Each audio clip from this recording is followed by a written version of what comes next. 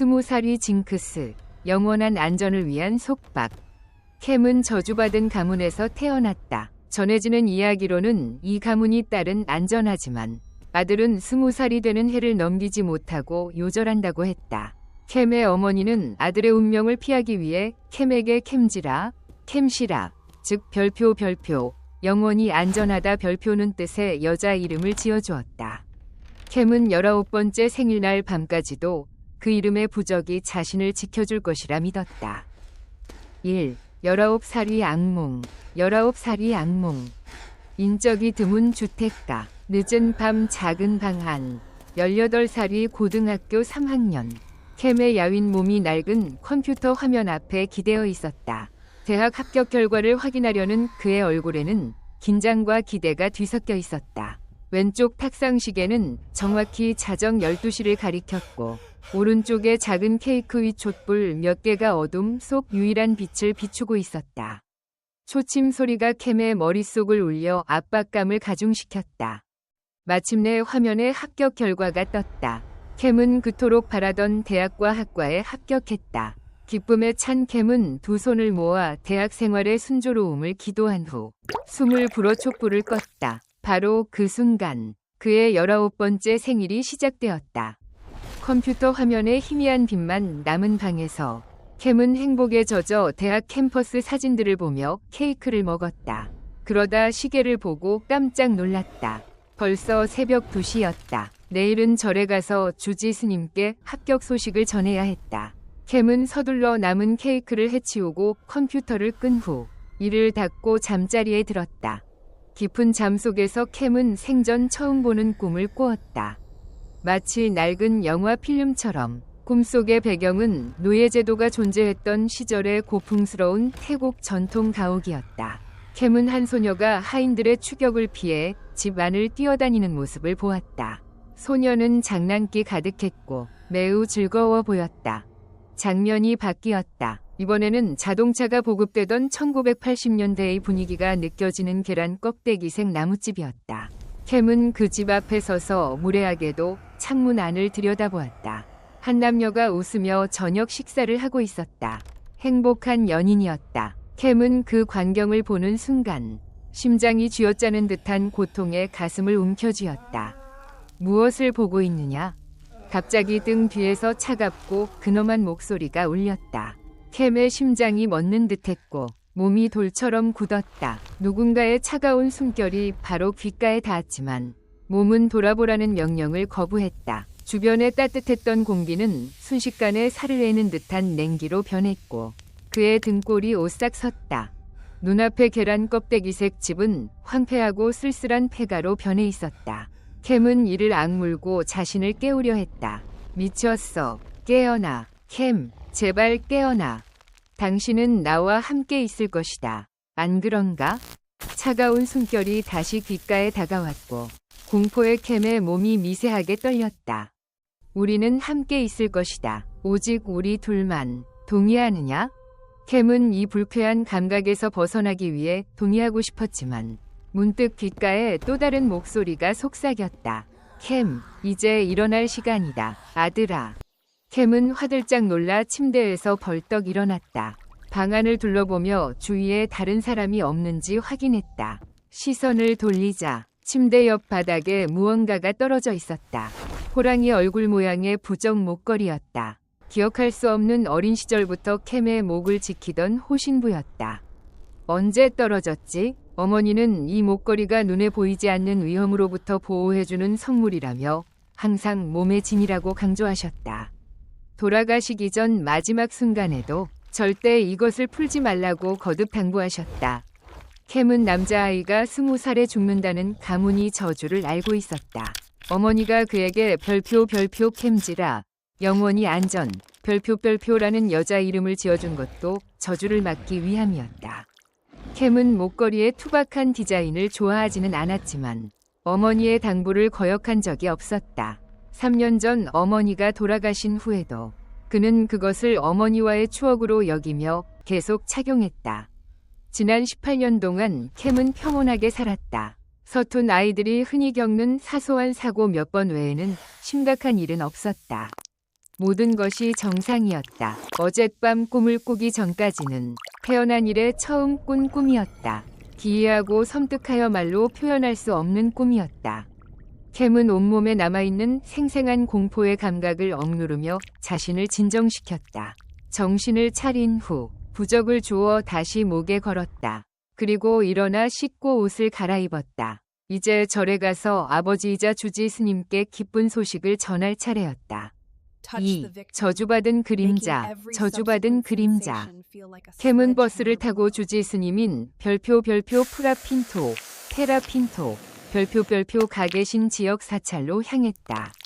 3년 전 어머니가 병으로 돌아가신 후 아버지는 평생 출가를 결심하셨다. 캠이 아직 15살, 삶에 대해 잘 알지 못했을 때 모든 것이 미리 정해져 있었다.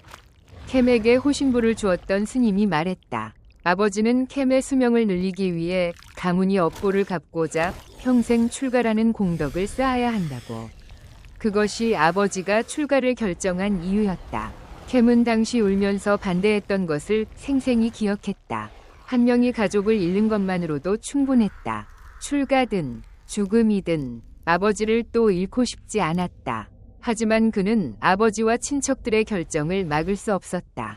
삭발하고 노란 승복을 입은 아버지가 대웅전으로 들어서는 모습을 씁쓸하게 지켜보아야 했다. 그 후 캠은 친가 친척 집에 살았다. 외가 친척들은 가문이 저주를 두려워하며 그를 받아주지 않았다. 친척들은 아버지가 남겨주신 돈으로 해외에서 풍족하게 살면서 캠에게는 몇천 바트와 낡은 집 한 채만 남겨주었다. 캠은 아버지가 출가 후 며칠 만에 근심하는 모습을 보았기에 이 사실을 아버지께 숨겼다. 어차피 아버지께 말씀드려도 방법이 없었다.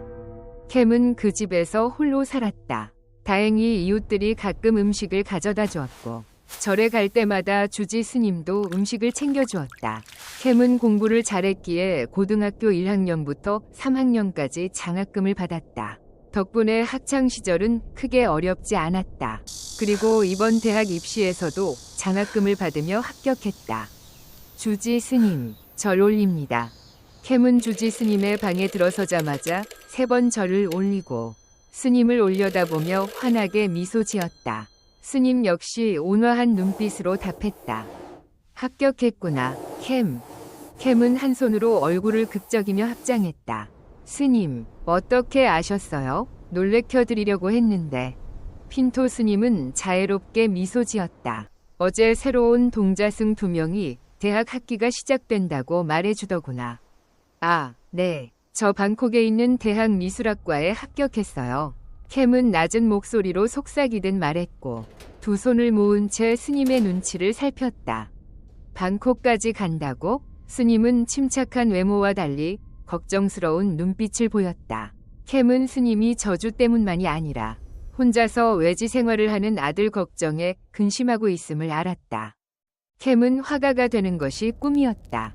그동안 그림을 그려 용돈을 벌었고 그 돈으로 학용품과 작은 자취방 월세를 마련했다. 내일 죽는다 해도 최소한 삶의 마지막 순간은 내가 원하는 대로 살고 싶었다. 제가 배우고 싶은 전공은 여기에는 없습니다. 캠은 단호한 결심을 담아 말했다.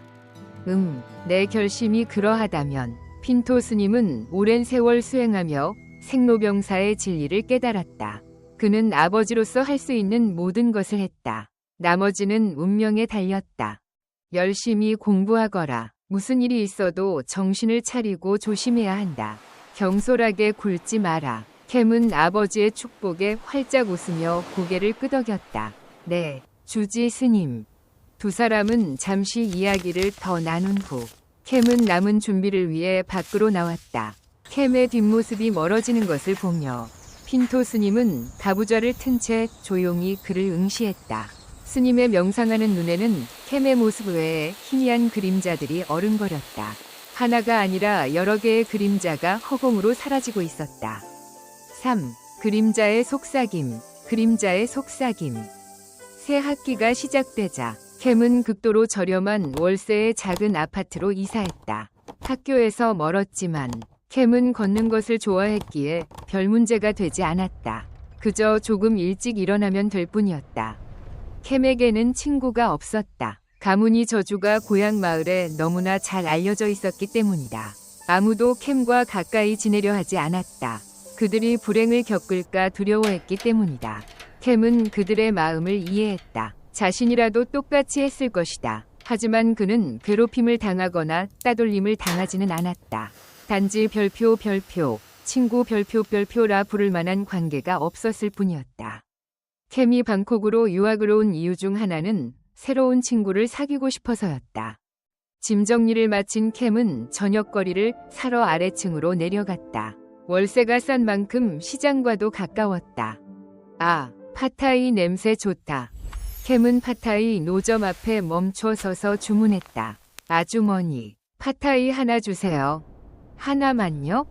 네. 그럼 누구랑 같이 먹을 거니?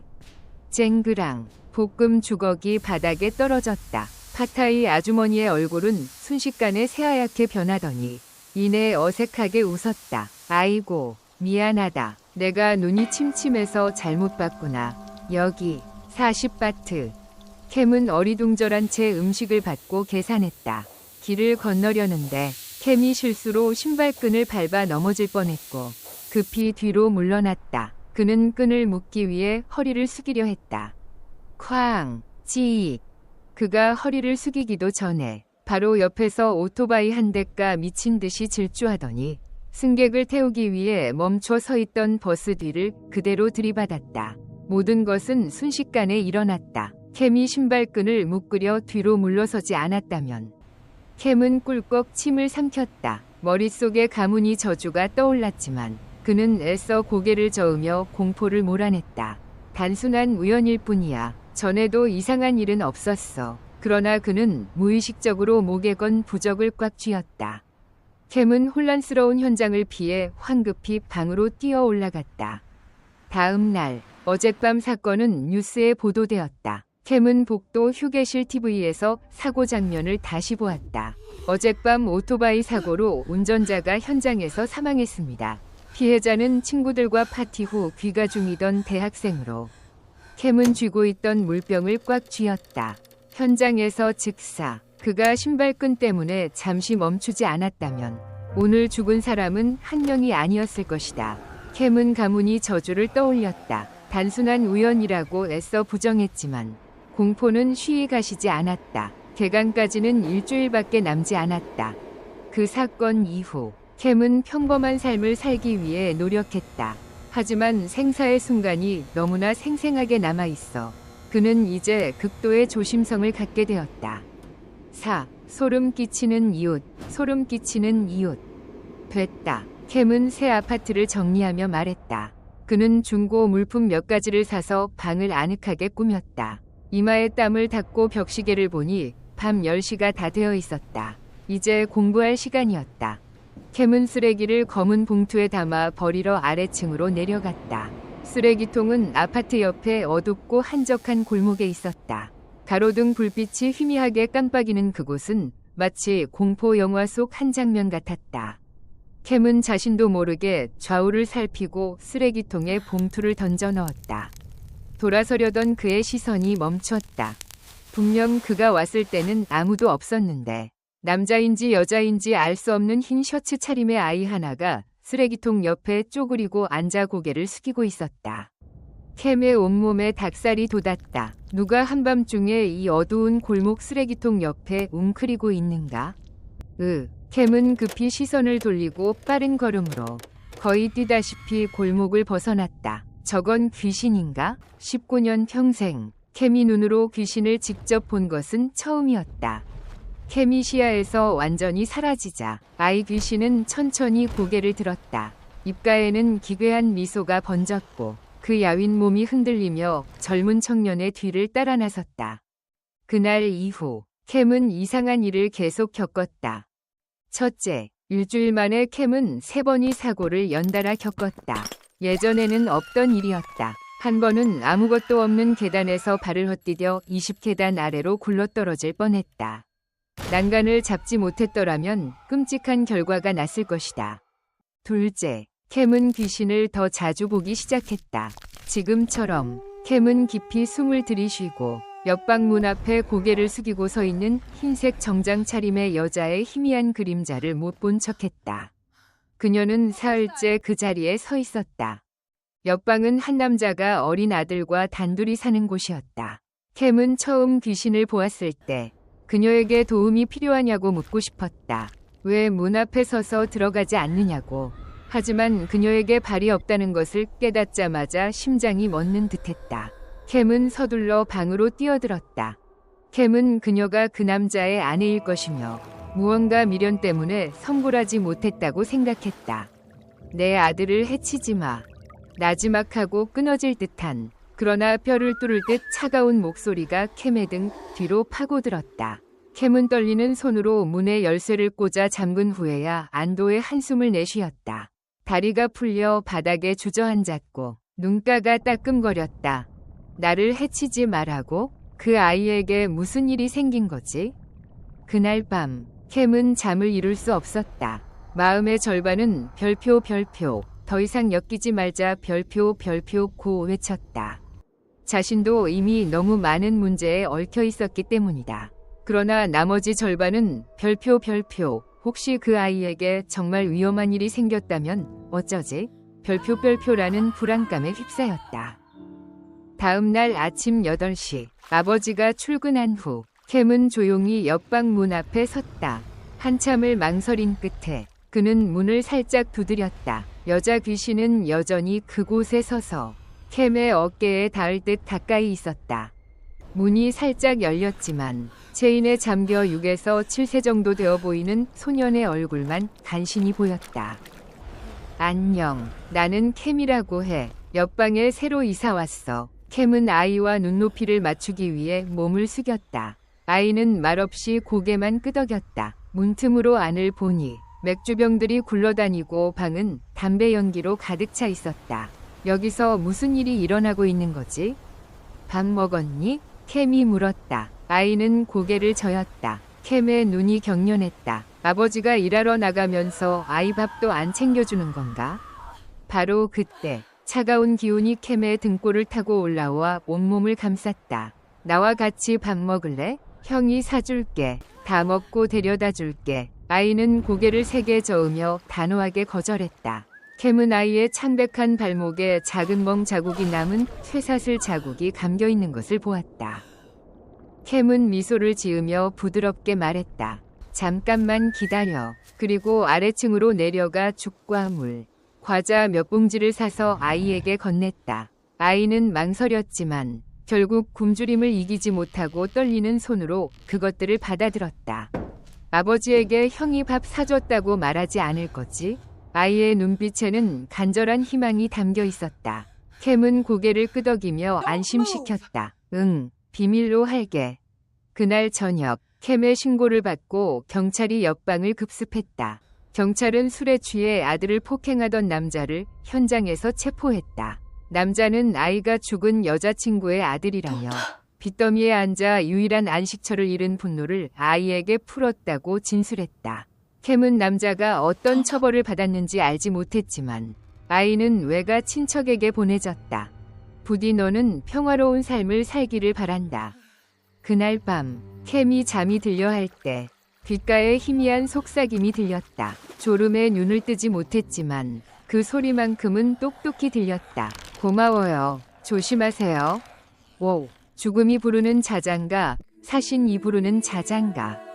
마침내 대학 첫 학기가 시작되었다. 캠은 거울 속에 단정한 새내기 교복을 보며 자랑스러운 미소를 지었다. 어깨에 천가방을 메고 방을 나섰다. 아파트에서 학교까지는 걸어서 1시간 거리였다. 캠은 걷는 것을 좋아했기에 큰 문제는 없었다. 캠퍼스 근처 음료수 가게에 들러 물을 사려는데 개강 시간까지는 여유가 있었다. 캠은 빨대를 주자 생분해성이 아니면 사용하지 않는다며 거절했다. 그가 물을 마시려던 순간 그의 눈이 화분에 꽂혔다. 화분이 기울어져 떨어지기 직전이었다. 안 돼. 조심해. 누군가 소리쳤지만 캠의 몸은 마비된 듯 움직이지 않았다. 화분이 그의 머리 위로 떨어지려는 순간 누군가 달려와 캠을 세게 밀쳤다. 두 사람은 바닥에 넘어졌다. 화장창. 흙과 함께 화분이 산산조각 나는 소리가 울렸다. 주변은 비명과 혼란으로 가득 찼다. 괜찮아요? 캠을 구한 사람이 걱정스러운 얼굴로 물었다. 밀크티색 피부, 금발 염색 머리, 검은 헤어밴드를 한 남자였다. 캠은 창백한 얼굴로 깨진 화분을 보며 겨우 말했다. 아, 도와줘서 고마워요. 이봐요, 어디 가는 거예요? 캠이 끌려가자 놀라서 물었다. 남자는 아무 말 없이 진지한 눈빛으로 캠을 끌고 건물 뒤에 한적한 나무 그늘로 갔다. 남자는 주위를 살핀 후 캠을 돌아보았다. 당신에게 귀신이 붙였어요. 아무것도 안 하면 죽을 거예요. 낯선 남자의 갑작스러운 단언에 캠은 입을 다물지 못했다. 인상을 찌푸리며 물었다. 당신이 어떻게 알아요? 아까 화분이 떨어질 때 3층 난간에서 그 여자가 밀어 떨어뜨리는 것을 봤어요. 캠은 부인하고 싶었지만 마음속으로는 이미 어렴풋이 믿고 있었다. 이사 온 후 계속되는 기이한 사건들 때문이었다. 믿지 않아도 상관없어요. 그저 경고해주고 싶었을 뿐이에요. 조심해요. 캠은 잠시 망설이다가 한숨을 쉬었다. 아니요. 믿지 않는 게 아니에요. 다만 받아들이기가 힘들 뿐이죠. 캠은 자신에게 말하듯 속삭였다. 어쨌든 도와줘서 고마워요. 다치지 않은 게 다행이에요. 남자는 어깨를 으쓱했다. 별거 아니에요. 저는 별표 Z, 별표 2예요. 본명이에요. 저는 별표 캠시라, 별표 예요. 캠이 소개했다. 젯은 그 이름을 듣고 캠을 자세히 보았다. 캠은 씁쓸한 미소를 지었다. 어머니가 저주를 막으려고 지어주신 여자 이름이에요. 젯은 놀란 듯 머리를 극적였다. 미안해요. 너무 예쁘장해서 여자라고 생각했어요. 괜찮아요. 어릴 때는 더 여자 같았죠. 어느 과예요? 미술학과요. 캠이 답했다. 오, 나도 미대 신입생인데? 너도? 캠은 눈이 커졌고 고개를 힘차게 끄덕였다. 우연이네요. 친구 할래요? 일단 연락처부터. 캠은 흥분하여 휴대폰을 꺼냈고 두 사람은 친구가 되었다. 수업 시작할 시간 됐어요. 내 문제는 나중에 이야기하자. 캠은 입술을 깨물고 고개를 끄덕였다. 두 사람은 오후 3시까지 수업을 들었다. 수업 후 젯은 캠을 아침에 이야기했던 돌 테이블로 끌고 갔다. 자, 너를 쫓아다니는 귀신들이 있다는 거 알겠지? 젯은 캠이 준비할 틈도 주지 않고 단도직입적으로 물었다. 젯은 아까까지는 존댓말을 썼지만 이제는 편한 태국어 반말을 사용했다. 친구에게는 별표, 나, 너, 쿠, 멍, 별표를 사용하는 것이 더 자연스럽다고 생각했기 때문이다. 캠도 익숙하다는 듯 고개를 끄덕였다. 완전히는 아니지만 요즘 이상한 일들을 많이 겪고 있어. 귀신도 더 자주 보고. 젯은 인상을 찌푸렸다. 그럼 너는 다른 귀신들은 보지만 내 옆에 있는 것들은 못 보는 거야? 캠은 놀라서 눈을 크게 떴다. 너는 볼 수 있어? 나는 직접 볼 수는 없지만 느낄 수 있어. 어떤 것은 회색 연기처럼, 어떤 것은 검은 그림자처럼. 너를 처음 봤을 때도 내 뒤에 연기와 그림자가 섞여 있었어. 젯은 진지하게 말했다. 솔직히 말해봐. 너에게 이런 능력을 준 것이 뭐야? 캠은 꿀꺽 침을 삼켰다. 젯이 하는 말이 모두 맞았기 때문에 그는 가문이 저주 이야기를 털어놓기로 결심했다. 젯은 잠자코 들었다. 이야기를 마친 캠은 풀이 죽었다. 미안해. 진작 말하지 못해서. 네가 더 이상 친구로 지내고 싶지 않다면. 헉. 캠은 젯이 가볍게 머리를 때리자 어리둥절했다. 말도 안 되는 소리 하지 마. 누가 그런 어이없는 이유로 친구를 끊어? 캠은 고등학교 때 자신을 피했던 친구들을 떠올렸지만 침묵했다. 캠은 희미하게 웃었다. 고마워, 젯. 네가 아니었다면 나는 아무도 친구가 없었을 거야. 하하, 내 표정이 너무 웃겨서 그랬어.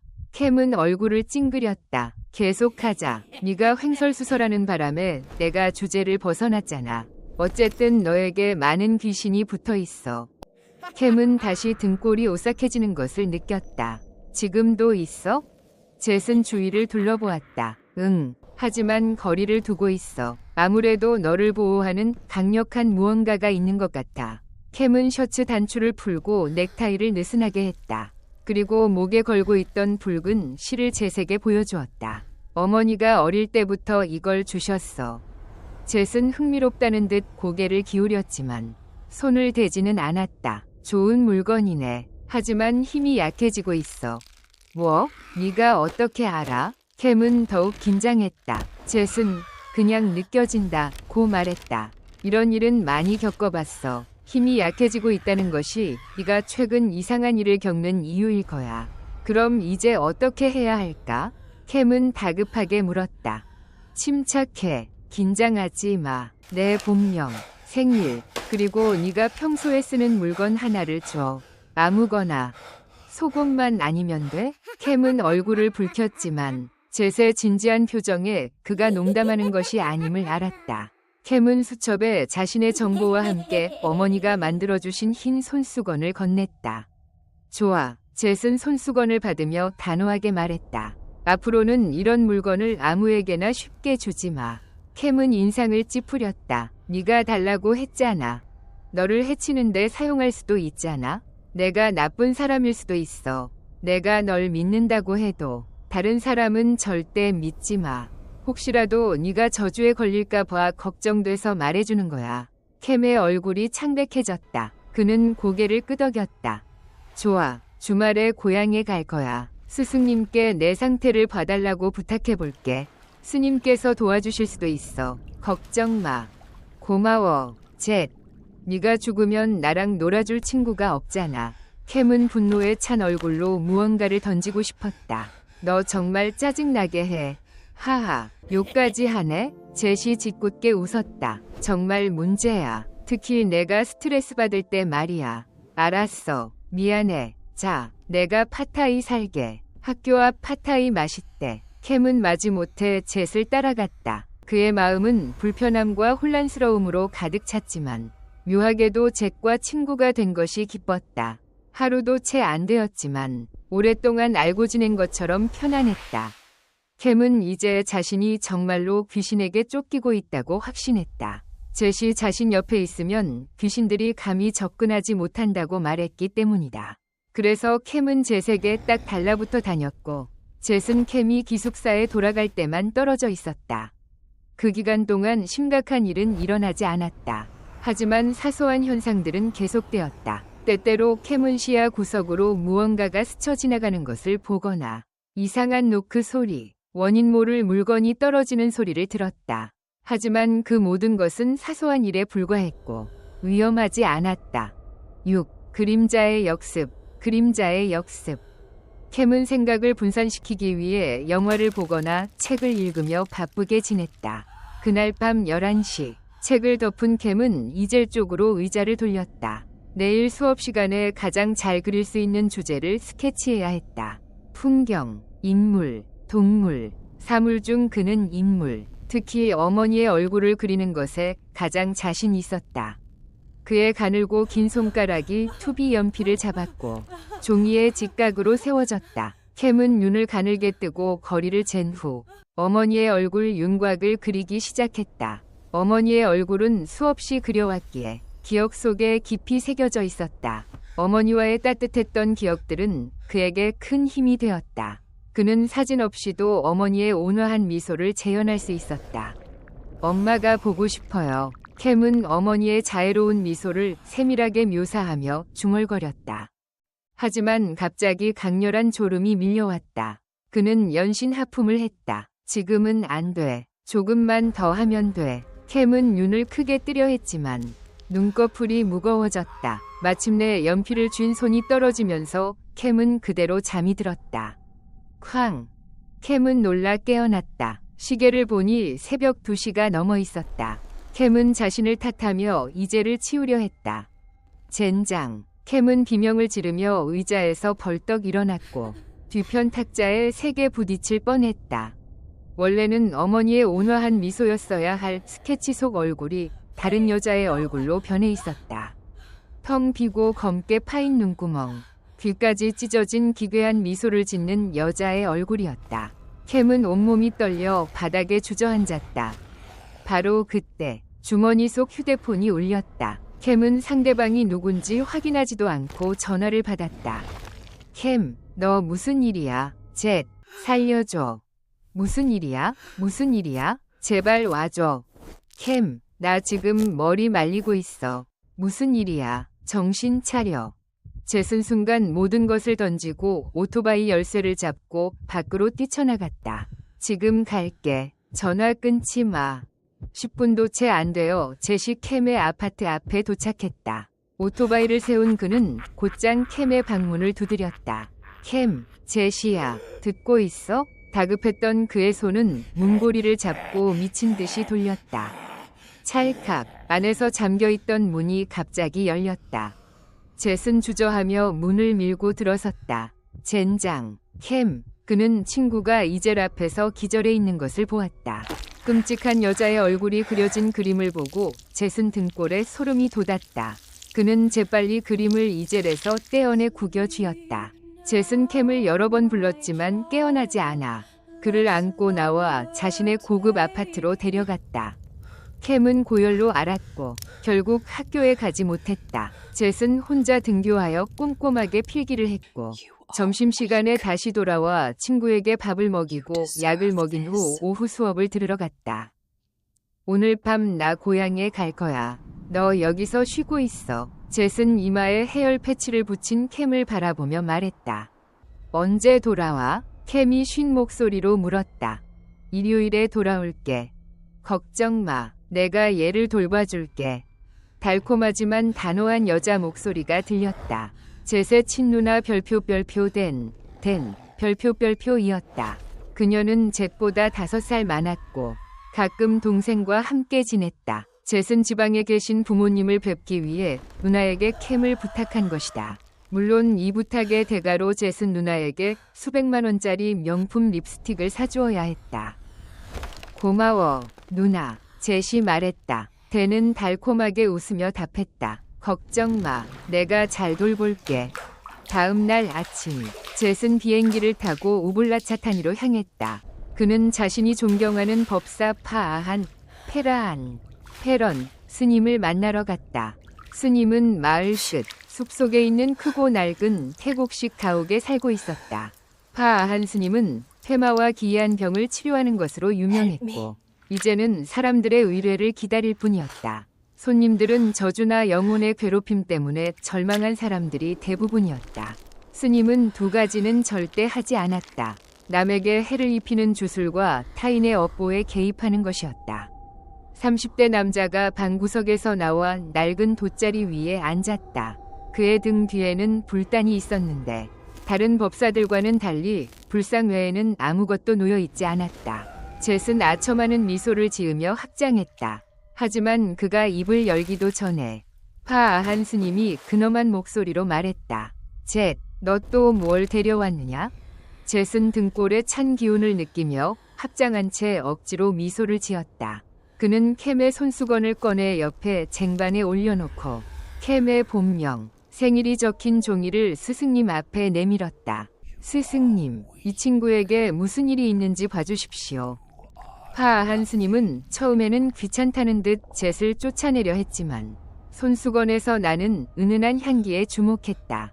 그는 코를 가까이 대고 냄새를 맡았다. 기분 좋은 향기였지만 가끔씩 영혼의 악취가 섞여 있었다. 하나가 아니라 여러 영혼의 냄새, 그리고 그 중에는 매우 강한 영혼의 냄새도 있었다.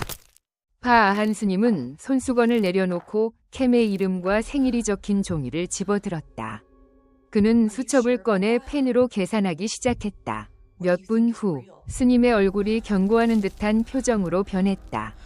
이 사람 누구냐? 스님은 종이에서 눈을 떼지 못한 채 물었다. 제 친구입니다. 스승님, 어떻습니까? 젯은 초조하게 물었다. 이 친구에게 당장 전해라. 그는 올해를 넘기지 못하고 죽을 것이다. 젯의 얼굴이 새하얗게 변했다. 스승님, 도와주실 수 없습니까? 나는 할 수 없다. 업보에 개입할 수는 없다. 젯은 이를 악물고 스승님을 올려다보았다. 스승님이 도와줄 수 있는데도 거부하는 것은 희망을 끊는 것이나 다름없었다. 스승님, 제발요. 아주 조금이라도. 캠은 착한 아이입니다. 파리 한 마리도 못 잡고 개미 한 마리도 밟지 못하는 아이인데 왜 이래야 합니까?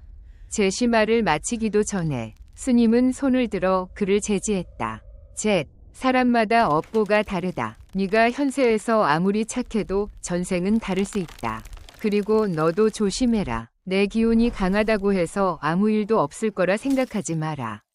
젯은 얼굴이 어두워졌다. 스승님이 한번 결정하면 좀처럼 바꾸지 않는다는 것을 알고 있었지만 그는 여전히 포기할 수 없었다.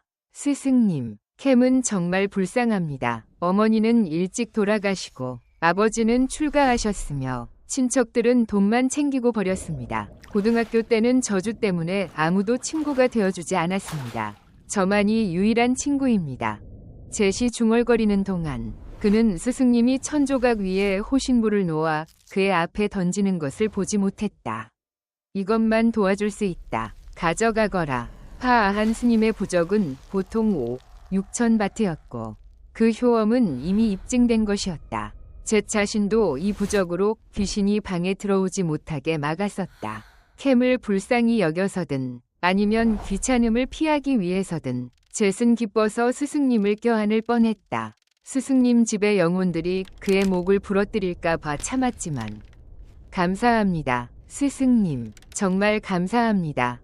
일요일 아침 일찍 젯은 방콕으로 돌아왔다. 캠은 이미 회복되어 있었다. 누나가 돌아왔어요? 캠이 눈을 깜빡이며 물었다. 응, 남자친구가 기다려서 급히 갔어. 대는 짐을 챙기며 말했다. 떠나기 전 그녀는 젯에게 한마디를 덧붙였다. 젯, 조심해. 내 친구에게 붙은 귀신이 정말 강해.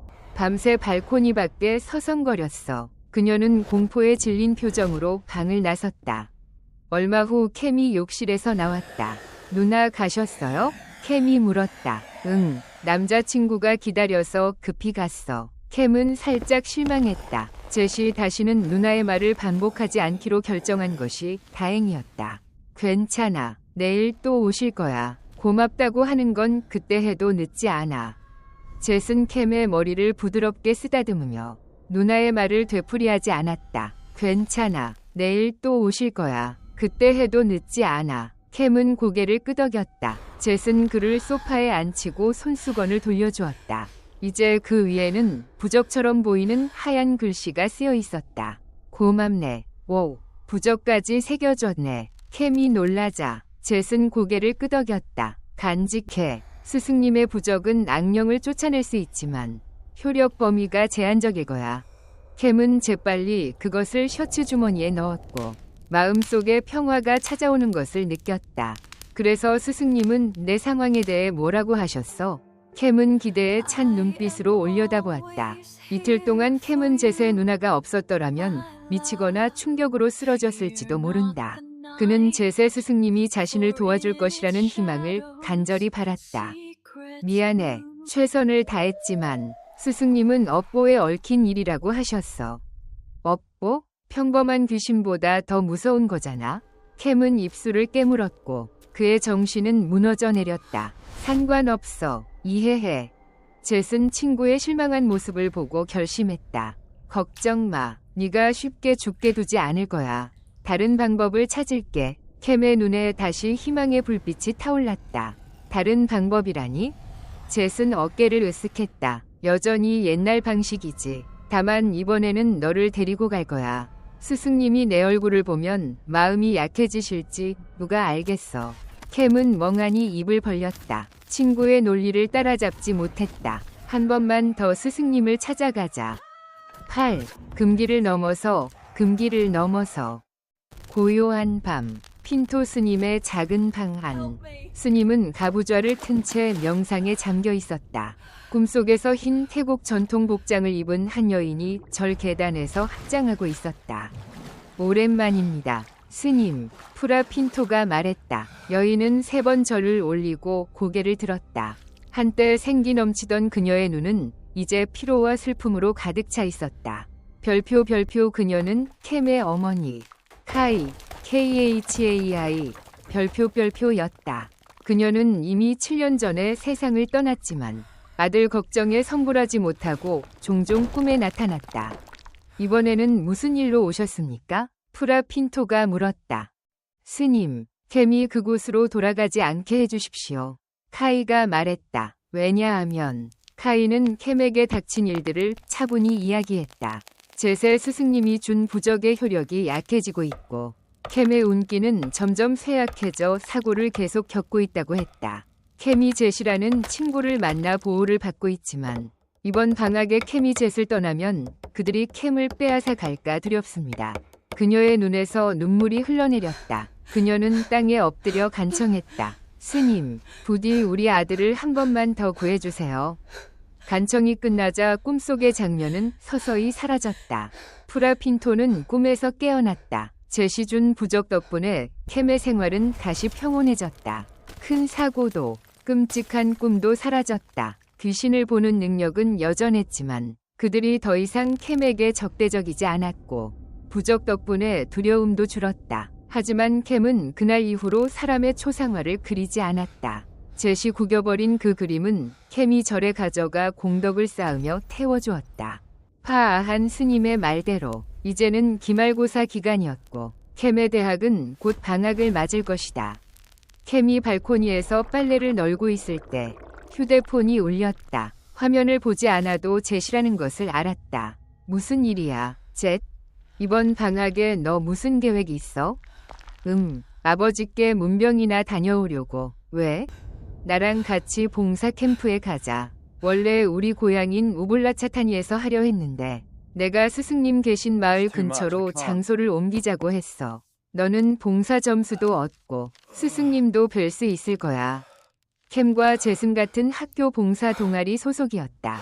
매년 캠프를 열었지만 올해는 예산이 많아 우블라차타니까지 갈 수 있었다. 사실 젯은 이번 방학에 캠을 데리고 파아한 스님께 가려 했었다. 마침 동아리가 스님 마을 근처에서 캠프를 연다니 하늘이 준 기회였다. 젯은 이 기회를 놓치지 않고 캠을 스님께 데려가려 했다. 일부는 시골 생활의 불편함을 이유로 반대했지만 젯이 비용을 지원하겠다고 설득하여 모두 동의했다. 어때? 너도 같이 갈 거지? 정말 네가 필요해. 젯이 간절하게 물었다. 캠은 잠시 망설이다가 답했다. 아버지께 전화해보고 연락할게. 캠이 전화를 걸기도 전에 아버지, 스님에게서 먼저 전화가 왔다. 스님, 건강은 좀 어떠세요? 캠이 묻자 스님은 미간을 살짝 찌푸렸다. 나는 괜찮다. 걱정 마라. 이번 방학에는 나를 보러 오지 않아도 된다. 네? 하지만 혹시 네가 갈 수 있는 다른 곳이 있다면 그곳으로 가거라. 어쩌면 그곳이 너에게 더 좋을 수도 있다. 캠의 심장이 철렁했다. 스님, 제가 어디 가려는지 아세요? 느낌이 그렇다. 내 마음이 이끄는 대로 따르거라. 먼 길 가더라도 몸조심하렴. 캠은 입술을 깨물고 아버지의 조언에 따랐다. 네, 스님, 스님도 건강하세요. 그날 밤, 캠은 젯에게 전화하여 캠프에 참가하겠다고 알렸다. 출발은 시험 후 일주일 뒤로 정해졌다. 캠은 기대와 불안을 동시에 느꼈다. 출발 전날 밤, 젯은 캠의 집에서 잤다. 그들은 다음날 아침 함께 학교로 가 버스를 탈 예정이었다. 캠은 짐을 싸고 있었고 젯은 침대에 앉아 그를 보며 말했다. 짐이 너무 많다. 나흘만 갈 건데 2벌만 가져왔어. 캠이 뒤돌아보지 않고 말했다. 알아. 그런데 너 학기 시작할 때까지 스승님 댁에 있을 거잖아. 너 미쳤어? 왜 그런 말을 해? 미치지 않았어. 너 혼자 외롭게 있는 걸 원치 않아. 그리고 방학 동안 나는 가족을 도와야 할 수도 있어. 캠은 젯을 안심시키려 했지만 자신도 모르게 외로움을 느꼈다. 그는 물었다. 그럼 너희 집에서 지내도 될까? 너한테 짐이 될까 봐 걱정이야. 괜찮아. 스승님 댁은 절처럼 넓어. 너 같은 애 하나는 문제없지. 너는 걱정 마. 캠의 얼굴에 근심이 스쳤다. 하지만 스승님이 내 업보에 얽히고 싶지 않다고 하셨잖아. 젯은 침대를 3개 내리쳤다. 이 얼굴 기억해. 스승님 만날 때 이 표정 지어봐. 100% 마음 약해지실걸. 캠은 눈썹을 찡그리며 젯에게 데오도란트 스틱을 던지려 했다. 너 말이 너무 많아. 스승님이 마음이 약해지실지 네가 어떻게 알아? 젯은 고개를 흔들며 그가 스승님과 처음부터 어떻게 지내왔는지 회상하며 말했다. 너는 스승님이 딱 좋아하는 타입이야. 날 믿어. 살고 싶으면 내 말대로 해. 캠은 눈물을 글썽였다. 내 말대로 했는데도 죽으면 내가 제일 먼저 너를 찾아가 저주할 거야. 젯은 크게 웃었다. 좋아. 내가 스승님 부적도 찢어서 내 관에 넣어줄게. 이제 잘 시간이었다. 젯은 캠의 침대 옆 바닥에 매트리스를 깔았다. 평소와 같은 습관이었다. 그는 항상 머리가 침대 아래로 향하게 잤는데 밤에 실수로 작은 친구를 발로 차지 않을까 걱정했기 때문이다. 잘 자, 캠. 젯이 말했다. 잘 자. 캠이 퉁명스럽게 대답하자 젯은 짓궂게 웃었다. 이런 캠의 반응 때문에 젯은 친구를 놀리는 것을 멈출 수 없었다. 불이 꺼지고 어둠과 고요함이 방을 감쌌다. 얼마 지나지 않아 두 사람은 깊은 잠에 빠졌다. 캠은 또다시 꿈을 꾸었다. 강가에 있는 낡은 태국 전통 가옥. 꿈속에서 캠은 그곳 사람들의 삶을 볼 수 있었다. 8살 정도의 소녀가 하인들과 즐겁게 놀고 있었고 전통 의상을 입은 귀부인이 꽃을 꿰고 있었다. 이번 꿈은 그 어느 때보다 선명했다. 캠은 그 여인의 얼굴을 보고 속삭였다. 엄마. 여인이 꽃을 꿰다가 바늘에 손을 찔렸다. 옆에 있던 하인이 황급히 다가왔다. 캠은 걱정되어 다가가려 했지만 보이지 않는 힘이 그를 끌어당겨 계란 껍데기색 집으로 옮겼다. 이전과 마찬가지로 그는 밖에서 창문 안을 볼 수밖에 없었다. 그는 종종 이곳에서 남녀를 보았지만 얼굴을 명확히 본 적은 없었다. 가끔 여자가 식탁에 혼자 앉아 슬프게 식사하는 모습만 보았다. 그리고 항상 차가운 남자 목소리가 등 뒤에서 여기서 뭐 하느냐 고 물었다. 캠은 절대 대답하지 않았고 그 목소리가 들리면 잠에서 깨어났다. 그에게는 이제 익숙한 일이었다. 젯의 스승님에게 부적을 받은 후 이 꿈들은 멈췄었다. 오늘 밤까지는. 이번에는 분위기가 달랐다. 캠은 아무도 보지 못했다. 식탁에 앉아있던 여자조차 사라졌다. 등골이 오싹한 냉기가 그를 덮쳤다. 캠은 등 뒤에 누군가가 있다는 것을 확신했지만 평소처럼 돌아볼 수 없었다. 그는 항상 자신에게 말을 걸던 그 차가운 목소리의 주인이 뒤에 있다는 것을 확신했지만 그 목소리는 침묵했다. 캠은 얼마나 오랫동안 기다려야 할지 알 수 없었다. 평소라면 목소리가 들리자마자 깨어났을 것이다. 하지만 몇 분이 지나도록 그는 여전히 꿈속에 있었다. 불안감이 극에 달하자 캠은 먼저 말을 걸었다. 왜 하필 저예요? 꿈 공간의 주인이 캠의 반응에 놀라 기뻐했지만 그를 현실로 돌려보낼 수는 없었다. 다른 악의적인 영혼이 그의 입을 하얗고 창백한 손으로 막고 그의 허리를 꽉 껴안고 고통스럽게 조이고 있었기 때문이다. 어떻게 그녀가 여기 들어왔지? 꿈 공간의 주인이 경악했다. 이미 영혼을 다루는 것도 어려운데 그녀의 힘은 이전보다 훨씬 강해져서 타인의 영역까지 침범할 수 있게 된 것이다. 이는 극도로 위험한 일이었다. 캠은 등 뒤의 목소리에게 대답을 듣지 못했지만 다른 익숙한 목소리를 들었고 그의 심장이 떨렸다. 캠, 엄마 맞니? 캠은 격하게 떨며 감격했다. 어머니의 목소리를 이렇게 선명하게 들은 것은 처음이었다. 엄마 살려줘. 너무 아파. 캠은 어머니의 고통스러운 목소리에 공포에 질려 소리쳤다. 그는 뒤돌아볼 생각도 하지 않고 어머니를 찾기 위해 달려나갔다. 꿈 공간의 주인은 눈을 크게 뜨고 소리쳤다. 안 돼. 가지 마.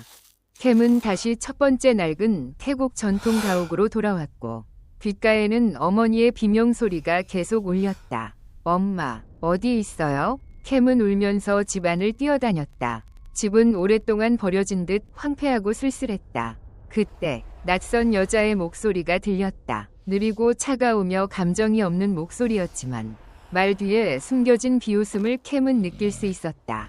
나루터로 가.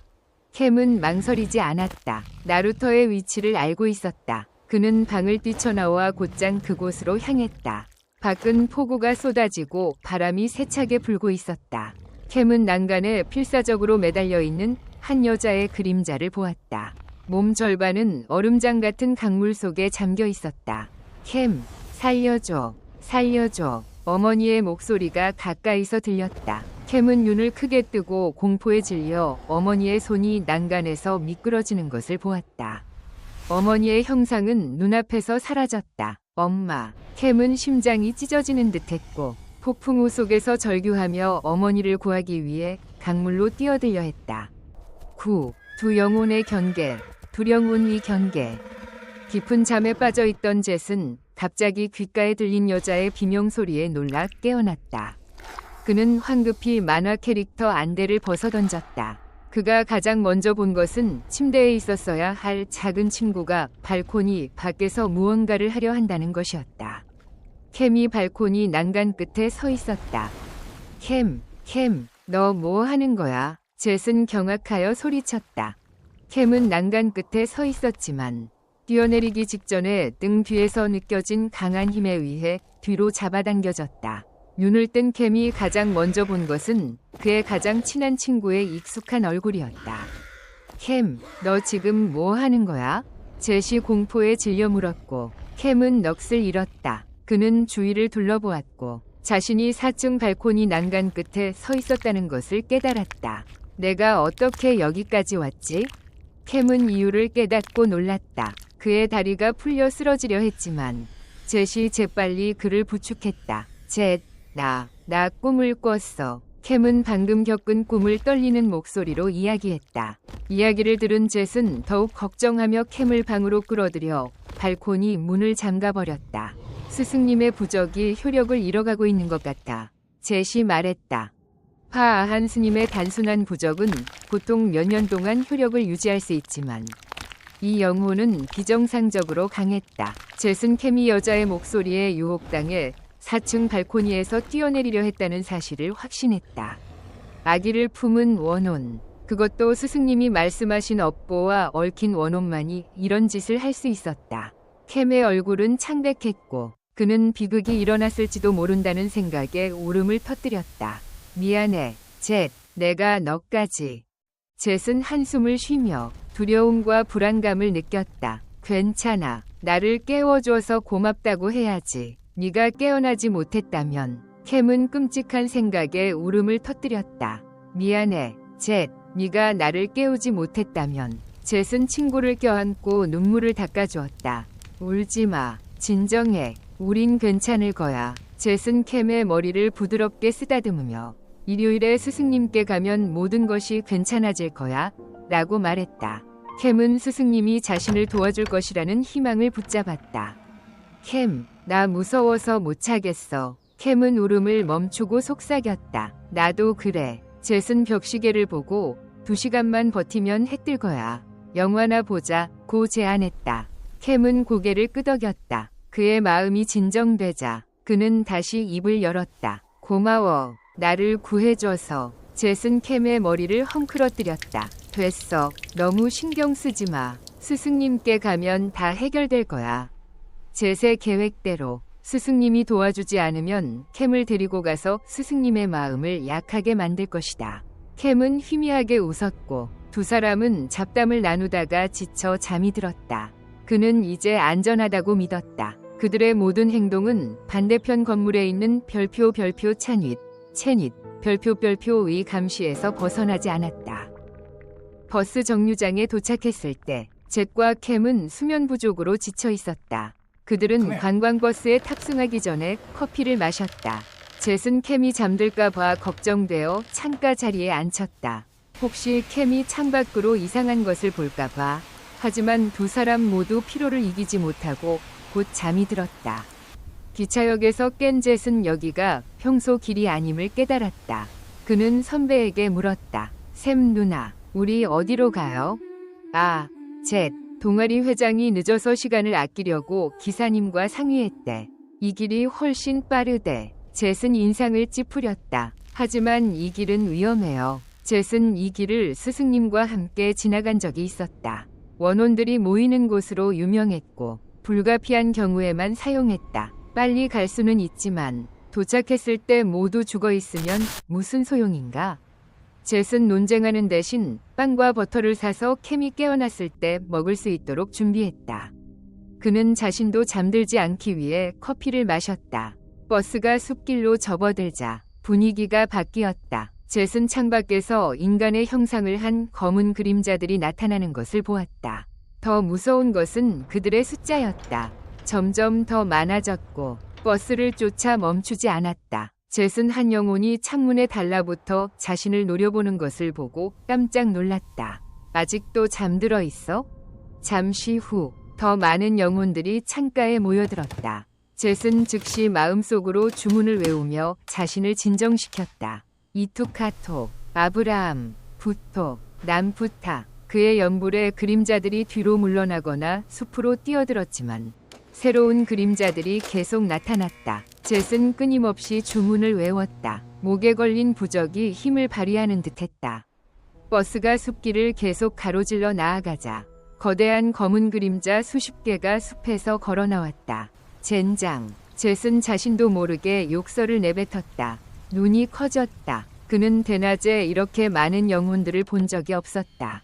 젯의 머릿속에 날카로운 비명소리가 울려 퍼졌지만 주변 사람들은 듣지 못했다. 그들이 캠을 쫓고 있어. 젯은 등골에 땀이 흘렀다. 그는 스승님의 주문을 필사적으로 기억하려 애썼지만 소용이 없었다. 영혼들은 여전히 선명하게 보였고 창문에 더욱 가까이 다가왔다. 버스 앞에는 거대한 그림자가 길을 막고 손을 흔들었다.